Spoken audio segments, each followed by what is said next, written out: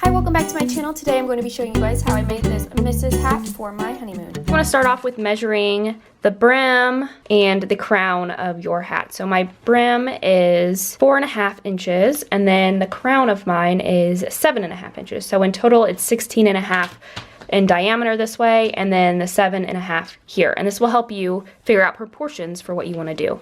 To help me get the perfect curve for the words, I did 2 different circles. This is the middle part of the hat and this is the outer brim. I used the grid off of Procreate to help me get the perfect spacing and so that I can have a better and more accurate representation of what this will look like actually on the hat. Using the font Bellaberry, I started with using the distort tool or the warp tool, and I just started moving it around to fit around the hat. It took a little finessing for sure, and I think in the end I ended up doing the Miss and the Milliken in 2 different ones, so I had more control over where everything landed in the end. But you can see as I like wrap it around the circle that I can start making it look like it will fit and that it would fit into the small parts of the circle. After I have everything the way I want, I will export each individual part as its own piece so that I can make sure the sizing is right once I take it into Design Space. So for instance, I will turn off the backdrop and turn off all the parts that I don't need, like the Mrs. Milliken, and start with just doing the first circle and exporting that. And then I would share it as a PNG and then airdrop it to my computer.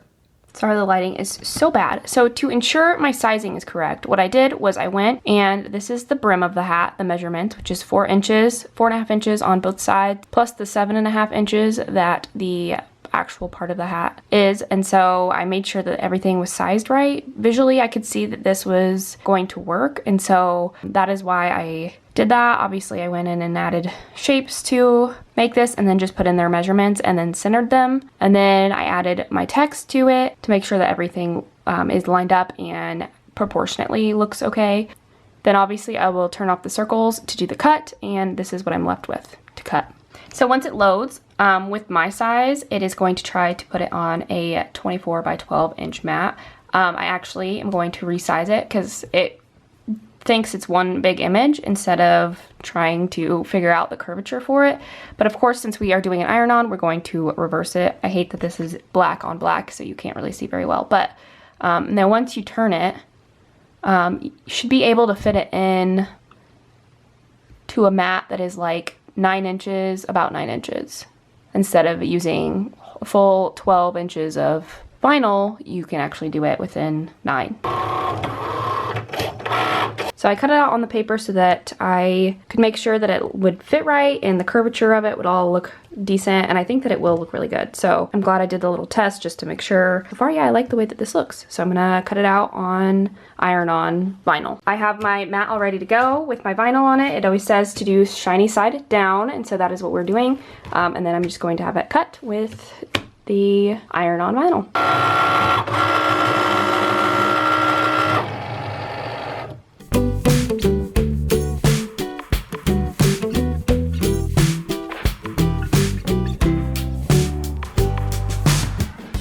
I have my Cricut Easy Press on 330 degrees for 15 seconds. We're gonna actually do it 2 different times to ensure that it is really stuck down. And it's such an interesting material to be working with. So this is what we're going to start off with.